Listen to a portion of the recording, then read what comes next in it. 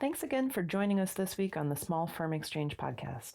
I, Chyanne Husart, will be speaking with Matt Toddy of the Design Collective from Columbus, Ohio. Matt is a regional director of the YAF as well as a board director of the Columbus chapter. And actually, I just found out he's the recipient of the AIA Columbus President's Award for his mentoring abilities.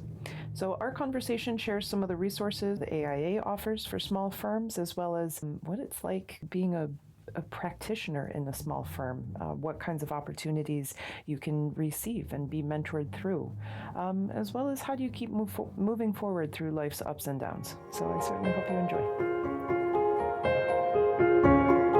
Small firm. Running a small business and seeing the ups and downs and ebbs and Different flows. scale, working in the small firm like us. Into like my passions for Got community engaged in building, the community and started to build leadership. architecture, And then we get paid to do what we love. So I thought it was going to be easy. You set up the tables, you plug in the printer, you go. Wow.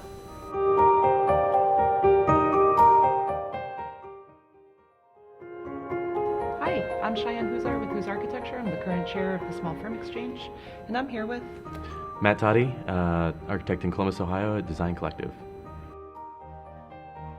So we're really just here to have a conversation about small firms, what we're doing in small firms, why we're interested in small firms, what our personal experiences are, and it's really just a conversation between the two of us, trying to keep in mind the audience of a young architect.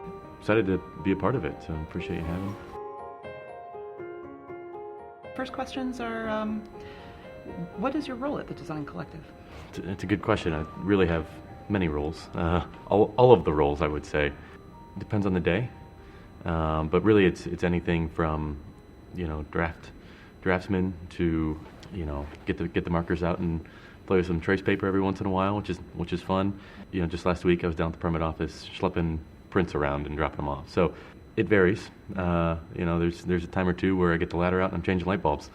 It's fun. Yeah. Keeps it interesting. You never quite know what's going to happen, but I get to do and see a lot of the different things that happen in the office. So I'm going to totally interject because I first started a small firm too, and I spent an entire summer running tent permits to the city of Chicago, and it was when rollerblading was really big.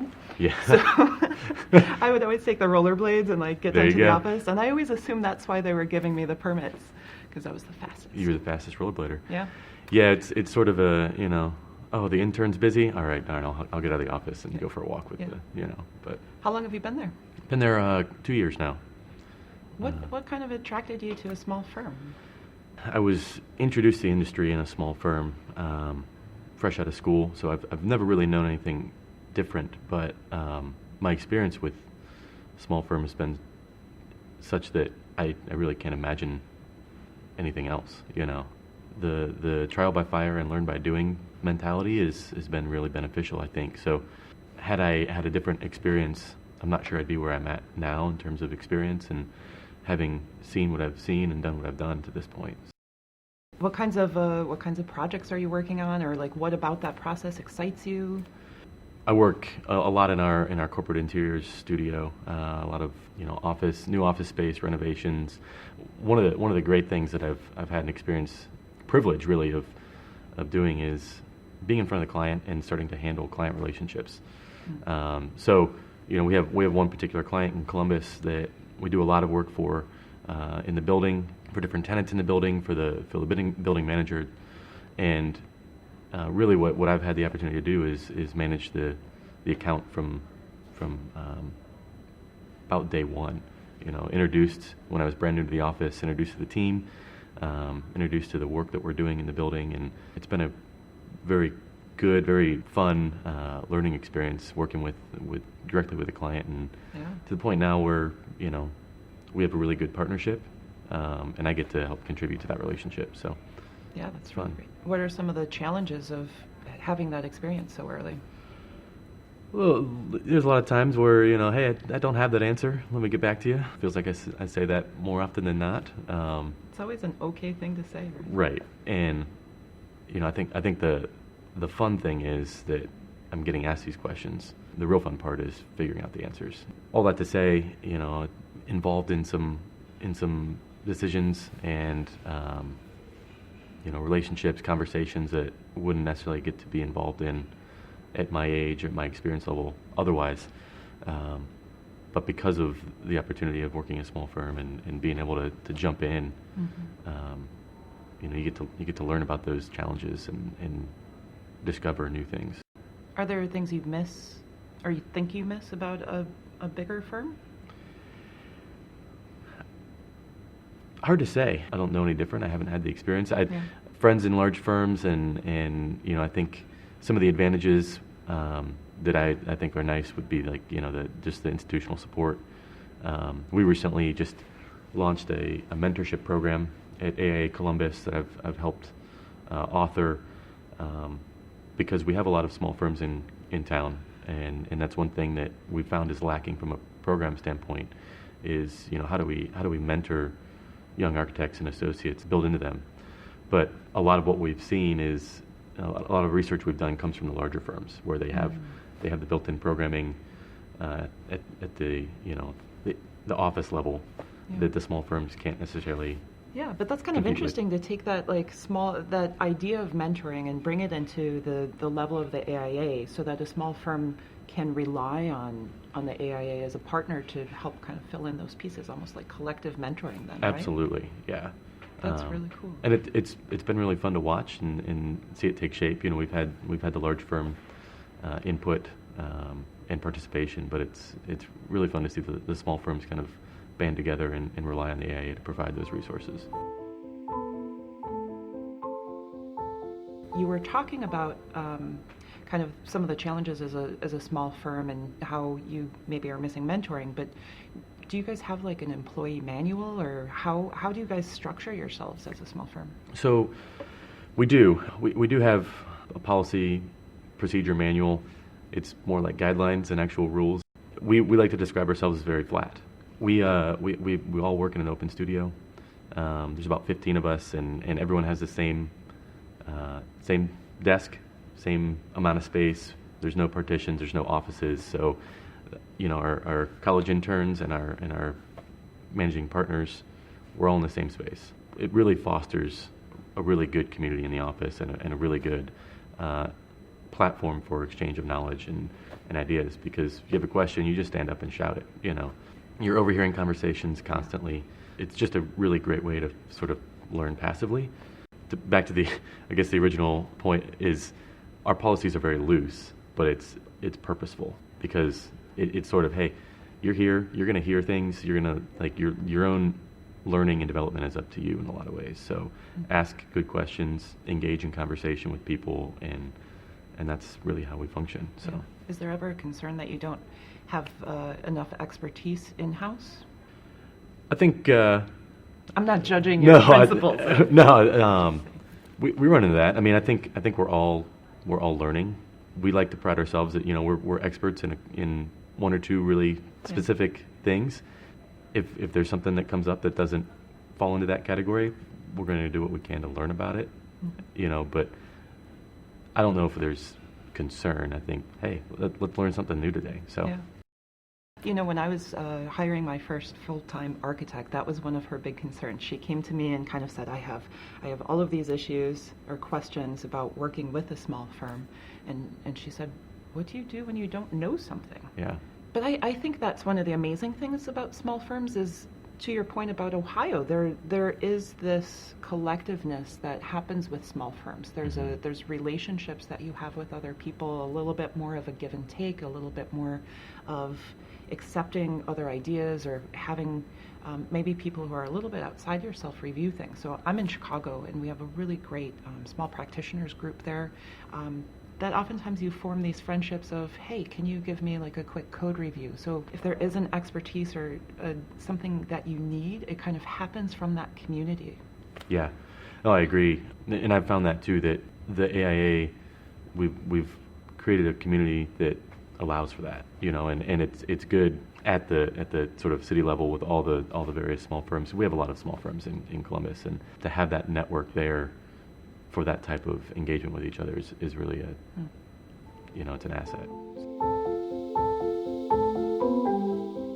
Do you have any questions for me? Yeah, so you've launched your own. You're out on on your own firm. Talk us through the process. What was the decision-making process like on that? It was kind of a terrifying thing. So a little bit about me, I was licensed in 2009, so right at the cusp of the whole recession, and we had laid off half of our firm. I was working with a big company at the time. It was kind of scary to see that, but I had always internally had this vision of having my own firm or working internationally by the time I was 30. And so I decided to set out and do that. There was still that hesitancy once I got my license and I established the company and I figured out all of the bits and pieces to put into place to really let go of the security of working for someone else. And in some ways that decision was kind of made for me. I think it got to that point where I didn't know it myself, that I was just so ready to go that the firm that I was working with could sense it, and they knew, and we just kind of parted ways. And so I think there's a number of different ways that people start their firms, and some of them are out of the necessity of being kind of pushed out of the nest. Sure. And other people are a lot more methodical and kind of, have their savings or have enough of a funding source to be able to take that jump. But we're also pretty fortunate as architects. Really all you need is, you're licensed and a computer, and you can work out of coffee shops and everything else. So I think it all depends on your own personal risk assessment and being able to make that jump. So what advice, or what would you tell someone who's on the precipice and thinking about, what would you tell someone who's getting ready to make the leap? I tell everybody to just jump and just do it. You never know it until you really dive in. But I think there does need to be a word of caution. It is a big decision, so find your resources, and not to speak in euphemisms, like get your ducks in a row, but the Small Firm Exchange really offers a lot of opportunities. We have toolkits on how to start a firm. We offer resources both here at the national level and then working with your local components and local groups to give you sources that are close to you. And I really found such a strong network in Chicago. I found people to serve as mentors in a firm capacity, and having those people to ask questions of like, hey, what do you do when you need software? Who do you find healthcare from? And having, creating that network and community for yourself and kind of having that in place if you're thinking about doing that is going to be a key resource. And then, of course, it takes finding your first client. Although I've met a number of small firms who just took the leap without having a client, and they had enough of an ability to like kind of get themselves situated and have some space, some mental space to be able to kind of consider what direction that they want to go. That's great. It's similar trial by fire type of experience, I'm sure. I think, every firm has a completely different experience, but my experience has always been based on passions, and trying one passion after another. And, I certainly fell flat on my face plenty of times. And it's that element of just picking yourself up and redirecting yourself and kind of finding the next place to really focus your energies has been what's finally led me to really be able to incorporate all of my passions into what I'm doing right now. Sure. If you don't mind digging a little bit deeper to the, so first time you fell on your face, how'd you get back up? Oh man, so if we count. Yeah. Well, I think a great example is I really wanted to go to China. I wanted to go to China since I was like 18. I studied the language, and I got out there trying to start a branch of my own firm in China. And I found a local partner, and I traveled I traveled the country for 3 months trying to figure out what I was doing and getting my bearings. And it hit this point where I realized it was no longer, it wasn't exactly what I expected, of course, but it was no longer what I really wanted upon having that realization. And that's really one of the hardest things, is kind of accepting that, like, the dream that you've shaped is sometimes not the best way for you forward. And so you have to kind of accept that and pick up and move on to the next thing. But you're still always learning. And it's like, how do you incorporate those experiences? Like, I wouldn't be who I am or where I am had I not gone ahead and done that and tested myself and put myself through those limits. So you take that experience into the next step and it does form a foundation, even though they're completely different contacts. But through this process of establishing a firm, you're always meeting people, and there's always ways to kind of incorporate that into the next thing that you're doing. Yeah, that ability to be flexible and adaptable, be able to pivot. Yeah. Well, I think that's part of the reason that I started my own firm in the first place, because I was working at this big firm, loved it, and I learned so much, but I always had all these crazy ideas and wanted to do this and wanted to do this. And one of the principals said to me, Chyanne, this company is 130 years old. It's like steering an ocean liner. You can turn the wheel all you want, but we're going to make our turn at our own pace. And I realized that I needed something that could, have a tighter turn or have a bit more responsiveness. And it's like learning to drive anything. It's like when you have that kind of control, sometimes making a quick turn can be really detrimental. And it took me a while to realize that, after all of those times that I fell flat on my face, it takes a good 2 to 3 years to develop yourself with the right connections to find work in a particular market. And that's a really important thing. Yeah. I did not realize that it took so long to establish that, because even just moving from one neighborhood in Chicago to another neighborhood had a tremendous impact on the type of work that I was doing, the type of small projects that were coming into the office at the time. Oh, absolutely. I believe it. Yeah. So it is that process of trying to find the things that bring you a level of stability. Mm-hmm. Like, what are the things that you can stand on? And then if you're trying to be maybe more cautious about it than I wasn't at the time, having a solid place to stand and kind of dipping your toe out a little bit more. And before you, as much as I say dive in, maybe get a raft or something. Right. Bring an oar with you, water wings or something like that. Yeah. Are you thinking about starting your own firm? Would you ever do it? Maybe one day. I've had some friends, some really good friends who have made the leap and seen success, seen some failure. It's one of those things that if the time comes, that I think I like to do everything I can to be equipped to make that call when the time comes, if it comes. What do you think is the scariest part about it? The scariest thing is I have a little 18-month-old at home. Oh, congratulations! And, thanks. Yeah, she's great, but it's also scary thinking about leaving a very stable position, and it's a challenge. I think architects are prone to be risk averse, and I'm certainly I fall into that category. So for me, it's daunting to think about. Well, I think in that case, especially, a lot of people that I know don't do it alone. And right. It's being open to that idea of having partners or looking at the different types of structures. I think, in school we're always taught architecture is you and it's your ideas, and at least when I was going through school it was pretty egocentric, but that's not how business works. I wasn't necessarily open to a partner because I was majorly egotistical and wanted to do everything my way. But now that I have my own firm, it's we want a firm culture that allows other people's ideas and has that kind of flexibility. When you mentioned that you're up to 3 full-time employees. Yeah. So growing. Definitely. It's exciting. It's been a happy place to be. So obviously that's a critical point, right? When you decide to bring the first person in. Well, it's kind of the same experience, right? Because, I don't have kids, so I was starting out on my own, and it was much easier when I only had myself to worry about with the firm.